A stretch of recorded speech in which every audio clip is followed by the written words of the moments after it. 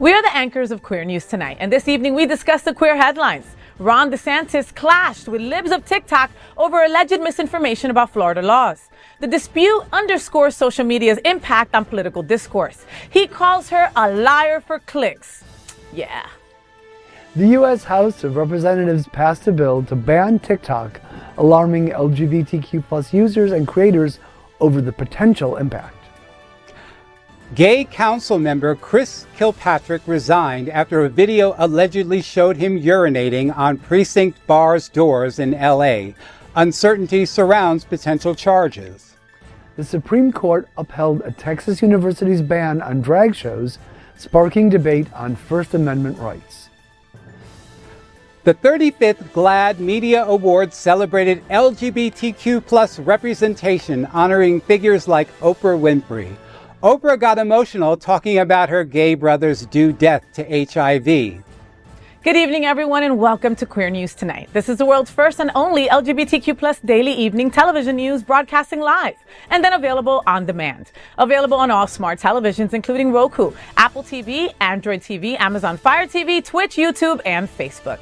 It's time to queer up the news for Monday, March 18th, 2024. We are live and literally out of the closet and into the headlines. So many of your important stories we're going to tell this evening on Queer News Tonight.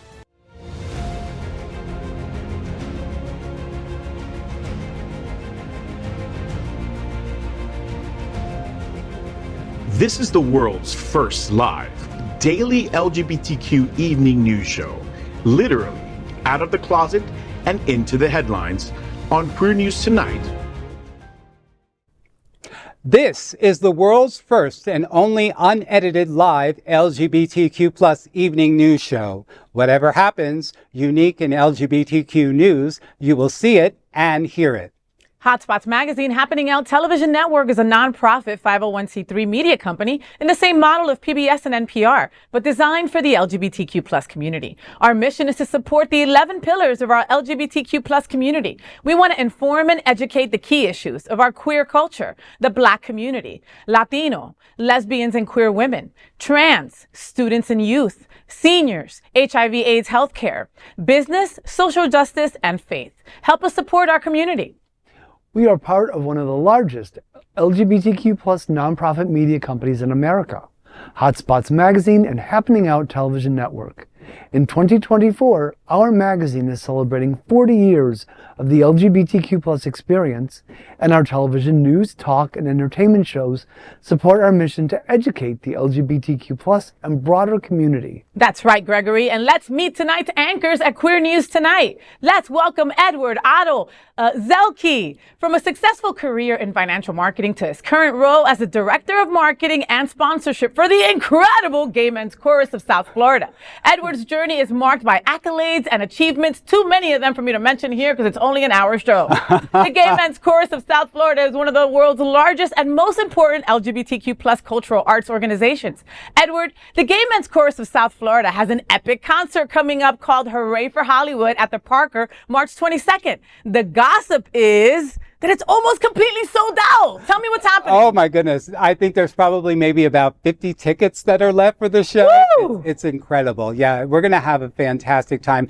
It's great music. You know, I think everybody can identify with something in this show. You know, we're doing the whole spectrum, about 100 years of celebrating movie magic musicals. So, you know, you'll hear everything from The Sound of Music all the way up to the 2024 Barbie soundtrack. So it's going to be fantastic. I love it. And Mr. Salazar, of course, is going to make sure that Barbie's included somewhere because that's like his favorite movie. Yes. I mean, did you see his hair last summer? I did. Only he can pull that off. Oh, too, yes, by definitely. the way. Please send our He regards. looked great.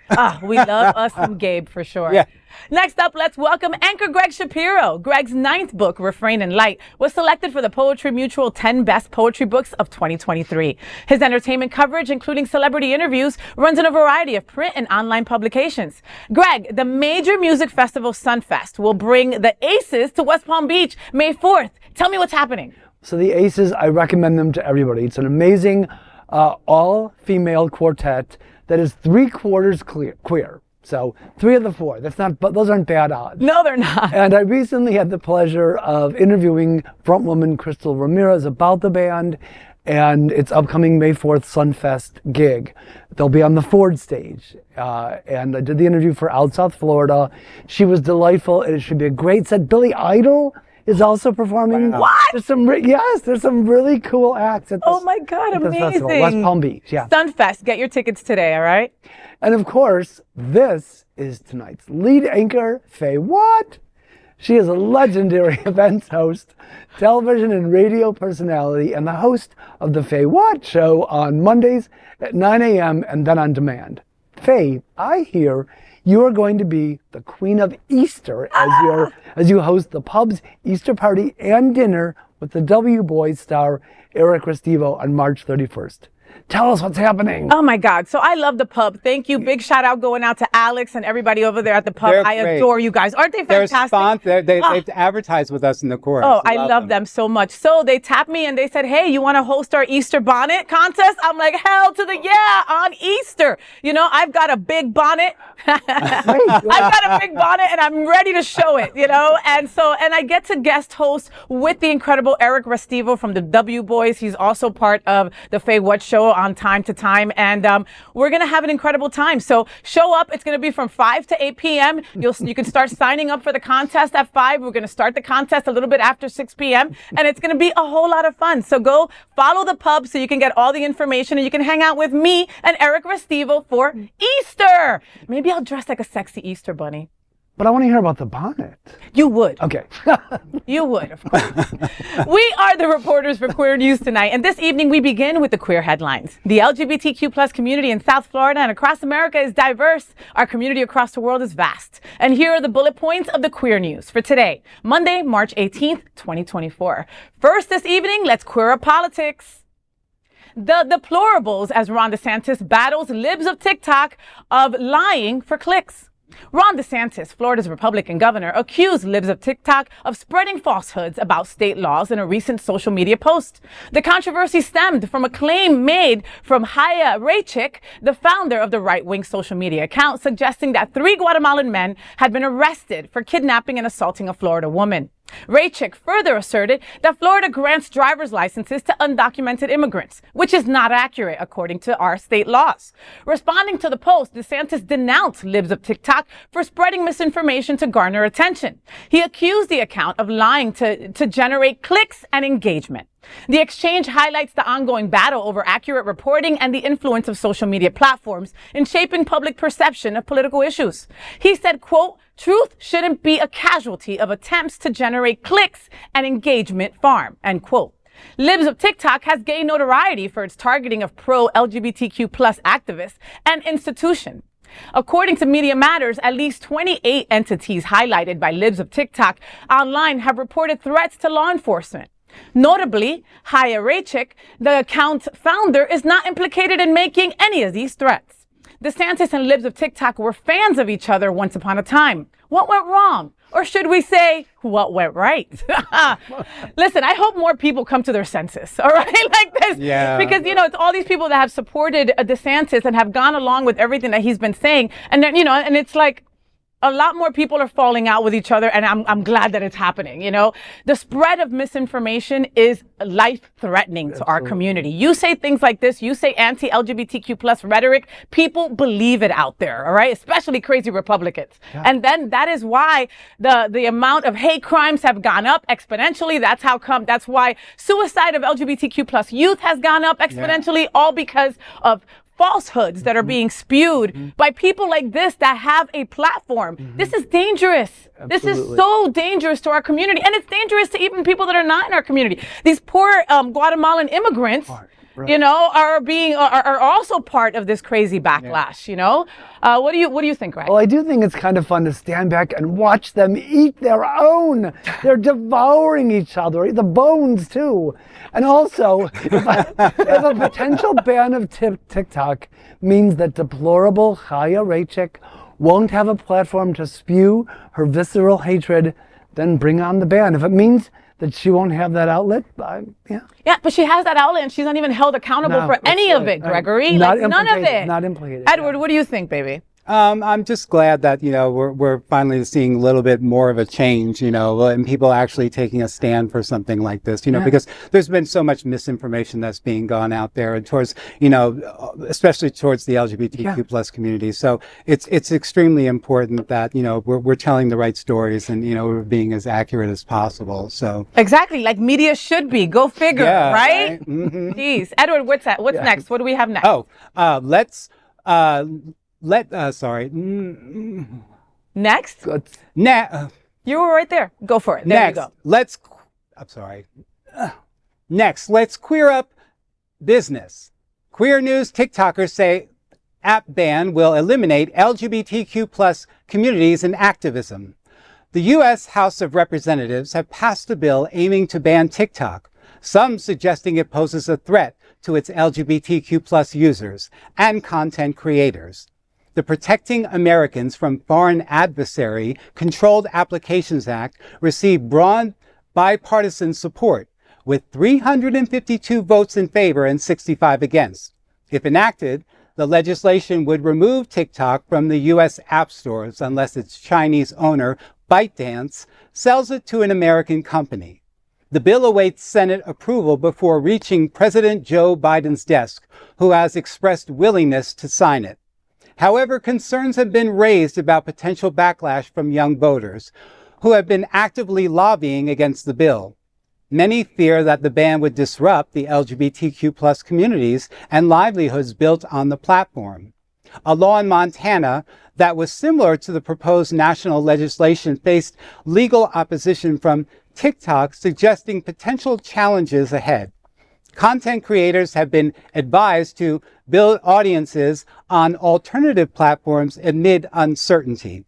LGBTQ plus TikTokers caution the ban could disproportionately impact their community, erasing vital networks. Non-binary TikToker Jeffrey Marsh, with nearly 700,000 followers, fears losing their supportive community if TikTok is banned. Marsh acknowledges TikTok's flaws, but its value its unique capacity for connection, expressing concern over its potential demise. The TikTok debate is really the first major exploration of what the issues of and what the future will look like for social media. It's just so important that we make sure that we're really not banning anything per se. We have to really examine everything in terms of, what we're putting out there with content. It's so important for young people to express themselves creatively. Yes. They use these things like TikTok and Reels and stuff just, to get themselves seen if they're artists and stuff. They profiled on RuPaul's Drag Race 2 drag queens from TikTok last year. Yes, Spice and Sugar and Spice. Sugar and Spice. Yes, and I was like, and everything nice. And they found them on TikTok, and this is where how they created themselves in this world. And and I would just really hate to see that something like that taken away from our community.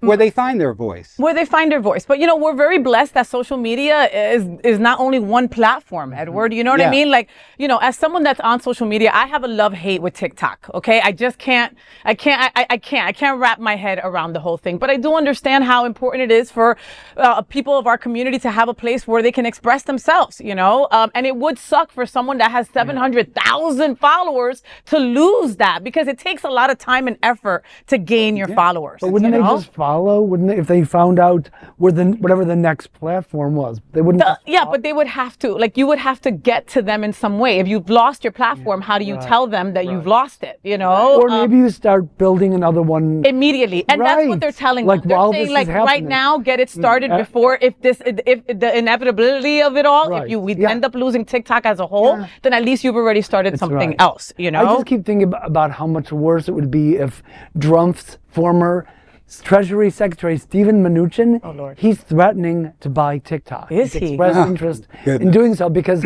some old fart like that would even know what to do with it, of course. Really? And I don't often quote memes, but there's one out there that says, quote, "Right now, I'm less concerned about who owns TikTok than I am about who owns the Supreme Court." Dude. End quote. Facts. Yeah. Hashtag facts. Yes. Okay, you're absolutely right, Greg. We're paying so much attention to this crap, and it's like, come on, Someone in the U.S. is gonna buy it. You know it's going to get bought. Exactly. These people can't Yeah, live go without away. TikTok. Right. You know what I mean? It's the Right. new YouTube. Like, you can't just get rid of it. Someone's going to buy it, and that's that, you know? And our freedoms are our freedoms, you know? My wife personally thinks that China's spying on us through TikTok, so she's like, do away with it. I don't care. But again, my wife is a crazy Cuban, and that's how she feels about things, so we just let her be her. All right? Right. Next, let's queer up the USA View. LA area gay city councilman resigns over public urination and assault video. Chris Kilpatrick, a gay council member from California, resigned days after he and his partner were allegedly caught on video urinating on the doors of Precinct, a popular LGBTQ plus bar in LA. Last week, the Crescenta Valley Town Council announced that Kilpatrick resigned. The alleged urination incident took place on Saturday, March 9th. However, the bar did not share this video footage until this week. The Precinct wrote in the post, quote, "These two party boys decided to show everyone what not to do at Precinct," end quote. The post describes how the individuals initially left the bar with full cocktail glasses, proceeded to the employee entrance, and urinated on it. Afterward, they were confronted by a manager when spotted with the drinks, leading to a physical altercation.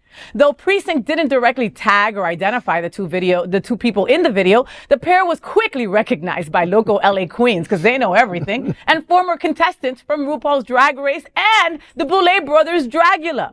In an email sent to Out, Kilpatrick's attorney, John Duran, disputed the alleged assault described in the Instagram post shared by Precinct, saying that Kilpatrick instinctively pushed back in self-defense, fearing a potential gay-bashing incident from the two individuals. It is unclear if Kilpatrick will face any charges for the alleged act of public urination, alleged assault, accusations, and or for allegedly having an open alcoholic beverage in public.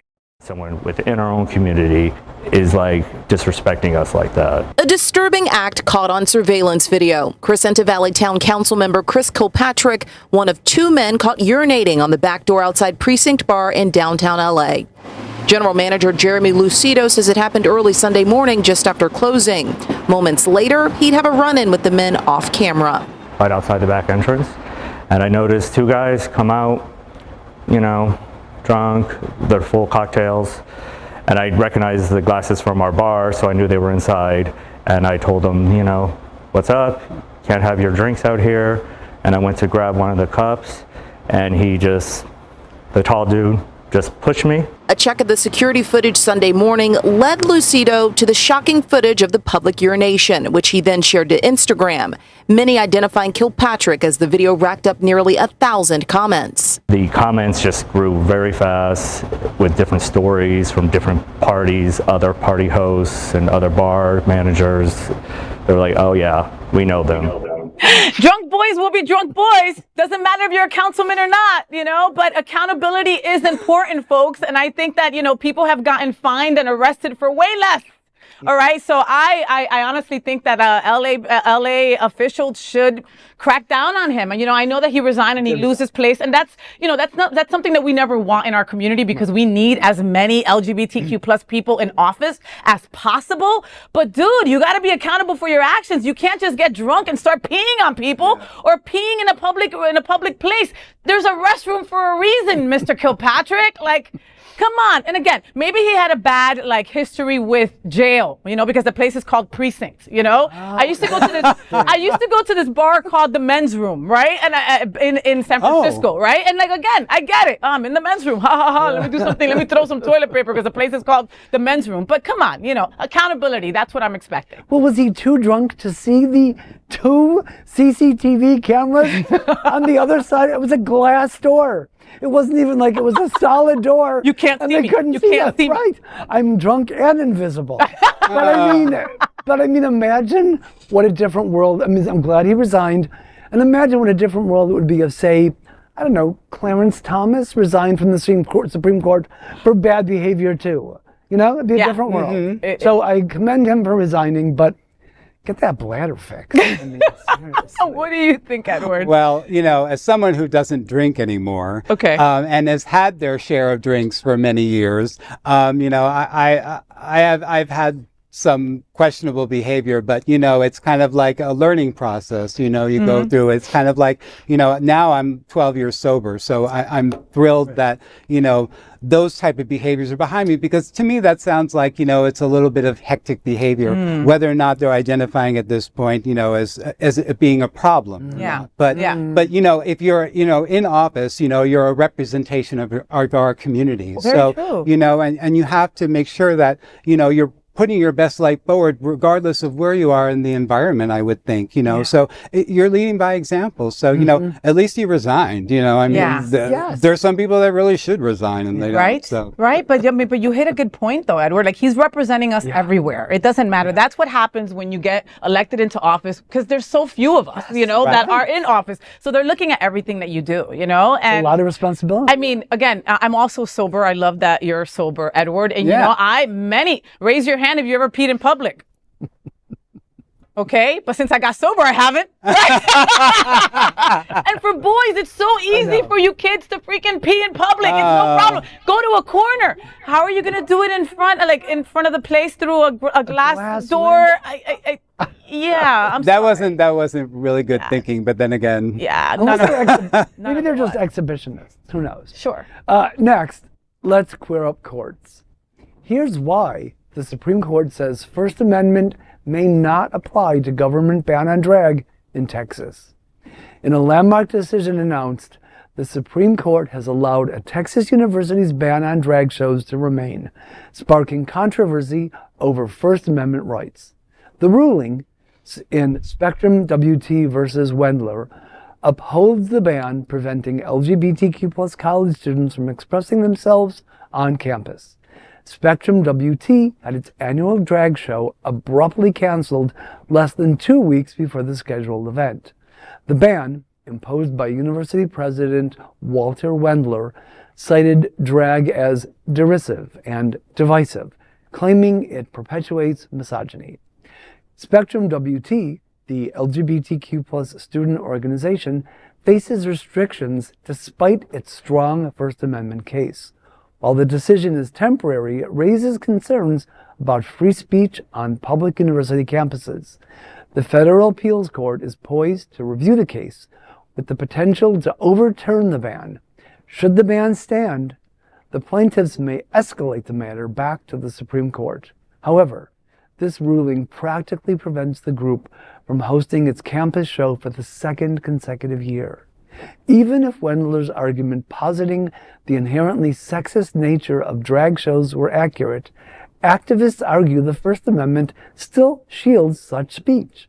As a matter of fact, it safeguards most offensive, objectionable, or even hateful speech, as demonstrated in the Supreme Court's 2011 ruling permitting members of an infamous anti-gay church to protest at a fallen Marine's funeral with provocative signs. Queer News Tonight will continue to follow this evolving story as this contentious issue continues to unfold. Once again, I find myself thanking Texas for making Florida look so much better. Gracias, Texas. And for the record, what does derisiveness and divisiveness have to do with this free speech guarantee of the First Amendment? Like they said, it's a hate speech group got to protest, so you can't use those. You can't use that as your excuse. Yeah, no, like at all. And like, I mean, God, I pray for the people in Texas constantly, you know, because again, like you said, when I look over at Texas, I'm like, we ain't that bad. Right? But I mean, that's not a good thing. You know, we went through all those drag ban, issues. We've gone through anti-LGBTQ plus, youth ban, bills, excuse me, and, I cry for those people, for the people that are LGBTQ plus, because we're everywhere. Okay. Don't let people make you think any different. And, it's, I saw a TikTok video the other day about a dad who had just run into a trans woman at a local convenience store, right? And he decided to do a video saying how much he admired her bravery and courage for being a trans woman in Texas. And he did the video with his kid. And he's like, I'm an ally. I don't know if he is yet. And the kid goes, I am. There's nothing wrong with her. And I was like, oh my God, I get chills because, ally parents make ally kids, and I know there's a lot of good people in Texas. Not every everyone there freaking hates us and wants us to stop breathing, you know? And did you see this Wendler's face? Walter Wendler, the guy needs to see a drag show. He needs some happiness in his life. It looks like his mouth like wants to run away from his nose, you know, because it's so sad being on its face, you know, like it's just, you know, drag is not bad. No. Drag is not a crime. No. Drag is entertainment. Art. Drag is art. Drag has been around since day one. Shakespeare. You know, I mean, really, even with the Adam and Eve, man, putting the apple right in, you know, I mean, it's just part of what you're putting on, you know, and how you express yourself. You know, RuPaul says it so wonderfully, you know, it's just, you're born naked, the rest is drag. The rest is drag, baby. Right. Absolutely right. Next up, let's queer up entertainment. GLAAD Media Awards includes Oprah Winfrey's emotional speech on gay brother's death from AIDS. The 35th annual GLAAD Media Awards unfolded with glamour and significance in Beverly Hills, California. Hosted by Wayne Brady, the ceremony celebrated media that champions LGBTQ+ representation. Renowned personalities like Niecy Nash-Betts, Oprah Winfrey, and actress Renee Rapp were honored for their impactful contributions. Nash-Betts received the Stephen F. Kozak Award, while Winfrey was bestowed with the prestigious Vanguard Award. In her heartfelt acceptance speech, Winfrey shared poignant memories of her late brother and his struggle with acceptance. Continuing her address, Winfrey expressed her vision for leveraging the Oprah Winfrey Show, spanning from 1986 to 2011, to empower individuals to embrace their true identities. Reflecting on a pivotal moment in Williamson, West Virginia in 1987, she recounted convening on a town council to address the closure of a pool after a gay man with HIV swam in it. Concluding her speech, Winfrey committed to the ongoing hiring of queer and trans filmmakers, advocating for authentic portrayals on screen, and reaffirmed her steadfast support for the LGBTQ+ community. Notable winners of the event also included Fellow Travelers for Outstanding Limited or Anthology Series, Ted Lasso for Outstanding Comedy, and Yellow Jackets for Outstanding Drama. I also want to just take a moment and acknowledge every person in this room, every one of you in this space, for being who you are, for standing in the truth of who you are, because it's a beautiful thing to witness and an even more beautiful thing to be a part of. I have to say that many people don't know this, but 35 years ago, my brother Jeffrey Lee passed away when he was just 29 years old. From AIDS. Growing up at the time, we did, in the community that we didn't have the language to understand or to speak about sexuality and gender in the way that we do now. And at the time, I really didn't know how deeply my brother internalized the shame that he felt about being gay. I love Oprah Winfrey. And before I get to my comment, damn, she looks good. That's the maglitide is working, girl. It is working. You look amazing. I know you don't want to say it's Ozempic, but we all know it. All right. Now getting back to it. You know, God, Oprah Winfrey is one of my iconic, like, just everything to me. Ever since I was a little girl, I looked up to her. You know, I wanted to be the Latina Oprah Winfrey and make people cry. Every time I make somebody cry in bed, I'm like, yes, right? And that's because of Oprah, you know? But one thing that I love is her steadfast just support of our community, right? And I never knew that there was another underlying reason as to why, you know? Like, she has always made it so important. Like, if you haven't seen The New Color Purple, man, you're missing out. Please go see it. But she was always at the forefront of making that story authentic in what it was. And it's not a feel-good story. You know, it's not. And just like, you know, she's always been a huge advocate about our community and the trans community. And, you know, so to find out that her brother died of AIDS, I had no idea. And I thought I knew everything about Miss O, you know. More about the GLAAD Awards. I love the GLAAD Media Awards. Fellow travelers, okay? I get goosebumps just thinking about it. I'm not an opera girl. I'm not someone who even understands what the hell they're saying, right? And so at the Center of Spiritual Living, they had Fellow Travelers as an opera for a while. And I was able to sit and feel it, right? And I'm getting goosebumps just because I was so taken aback. Again, I had no idea what was being said for most of it, right? But I could feel feel it in my groin, right? You could just feel it. And so then when the show came out, I had to go see it, but it wouldn't have been something that I would have automatically gone to see. And then just seeing the portrayals were just incredible, you know? Yeah. And then Ted Lasso, you know, which is funny as hell. I don't know shit about soccer, and I never even wanted to know anything about soccer, but the gay storylines, there was a gay soccer player, I was trying to keep it from everybody, and also the beautiful Miss Keeley, who is always having a relationship with a girl here and trying to make out with Miss Waddingham and all that, and they make it very, very casual and fun, you know? I think that that's so important that shows do that. You know, we're not freaks. We're not freaks of nature. We're not different from anybody else. We put on our pants one leg at a time, just like everybody else does. And these shows make it relatable and real for people that maybe don't have LGBTQ plus people in their lives, for them to see that we really are wonderful people. You know who else looked fabulous? Who? Was just to Oprah's left on the stage, the amazing, ageless, legendary drag goddess from Chicago, Chili Pepper. Oh my She God. looked gorgeous there.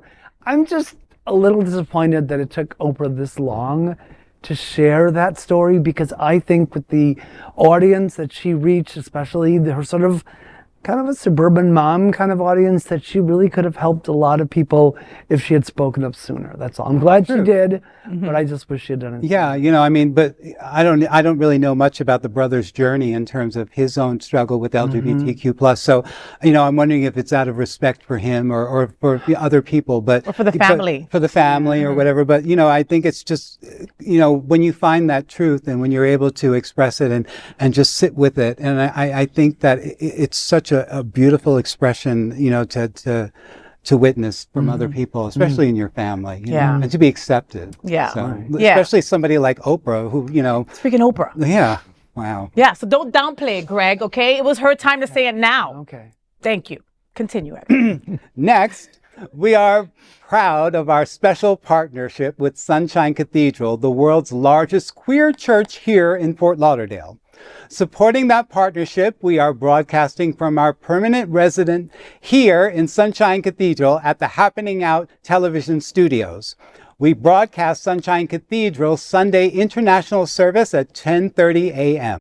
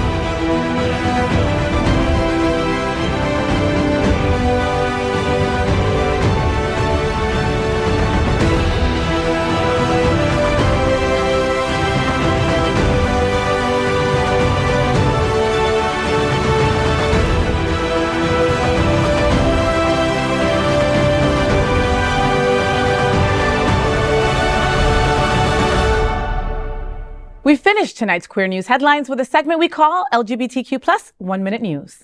LGBTQ plus 1 minute news. Let's queer up health. Will you use Ultra Prep that requires just 3 injections a year? A groundbreaking PrEP injection could revolutionize HIV prevention. Vive Healthcare's Cabotegravir, ultra-long-acting Cabula, requires just 3 annual injections, promising enhanced protection. Initially, FDA approved in 2021 for bi-monthly injections, the drug is now being trialed for 4-month intervals. Vive presented promising trial results at the CROI 2024 conference, indicating its potential efficacy. If successful, this advancement could significantly improve PrEP adherence and accessibility, offering a game-changing solution in the fight against HIV transmission. LGBTQ plus 1 minute news. Let's queer up gay culture. What's hot this week from Hotspots magazine? Hotspots' new issue brings updates on interesting events in South Florida this week. Features include Paul Anka's performance at Broward Center on March 18th and Greater Fort Lauderdale Gay and Lesbian Chamber of Commerce March Mixer on March 19th. Taylor Dane, Sheila Easton, and Tiffany take the stage at Broward Center on March 21st. Palm Beach Pride is March 23rd and 24th. Other entertainment focuses include The Prom by Slow Burn Theater Company from March 23rd through April 7th, Rhythm by the River Festival on March 24th, and Six the Musical at Kravitz Center from March 26th through March 31st. So much to do this week, exclusively in the new Hotspots magazine. LGBTQ plus 1 minute news. Let's queer up travel. Visit Lauderdale brings GMCSF Hooray for Hollywood. The Gay Men's Chorus of South Florida presents Hooray for Hollywood at the St. Lillian S. Wells Hall at the Parker on March 22nd. The event promises live music and entertainment. Known for its large-scale concerts and community engagements, GMCSF serves as a vital LGBTQ plus nonprofit in South Florida.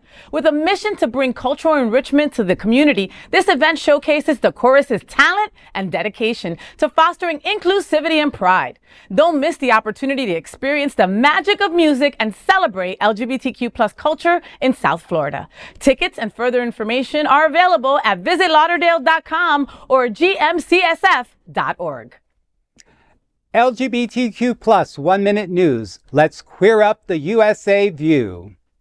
Trump-backed Senate candidate now linked to a gay hookup site. In the Ohio primary race, Bernie Moreno's campaign faces scrutiny over a leaked dating site account seeking men for one-on-one sex. This revelation came just days before the crucial Republican primary. While Moreno previously supported LGBTQ rights, his stance shifted during the Trump era. Moreno's attorney clarified that Moreno was not involved with the account. Moreno's former aide, Ricci, took responsibility, calling it an aborted prank. The incident adds intrigue to the already heated primary contest, raising questions about Moreno's credibility and campaign tactics. Ohio Republican primary is this week. LGBTQ plus 1 minute news. Let's queer up gay culture. Pornhub suspends Texas access over ineffective and dangerous new law. Pornhub has suspended access to users in Texas after a court upheld a law requiring age verification. House Bill 1181 mandates users to submit ID photos and facial scans. The law, passed in 2023, was challenged by Pornhub, citing First Amendment violations. While part of the law was blocked last year, the age verification requirement stood. The U.S. Court of Appeals upheld this, citing a 1968 Supreme Court decision. In response, Pornhub blocked access to its site in Texas, complying with the ruling. That is today's news for the LGBTQ plus community on the world's first and only daily LGBTQ plus evening news show. If our community is important to you, share this news with your friends and family. Are you, like most of America, part of our very large television audience watching this live LGBTQ plus news broadcast right now on Roku, Apple TV, Android TV, and Amazon Fire TV? Queer News Tonight is the only live LGBTQ plus digital television show in the world that is out of the closet and into the headlines. We need your support. If our community is to grow, we must tell our stories and bring them to the attention of the broader world. This is the only place in the world that tells these types of LGBTQ plus stories in motion and sound. That is the passion of Hotspots magazine, Happening Out Television Network, and Queer News Tonight. I'm your anchor at Queer News Tonight, FayWhat! And on behalf of these LGBTQ plus reporters, the incredible anchors of Queer News Tonight, including Edward, Otto, Zielke, yes, I got it, and Gregg Shapiro, we will see you daily at 8 p.m. And to our LGBTQ plus world, we wish you good night. Good night. Bye!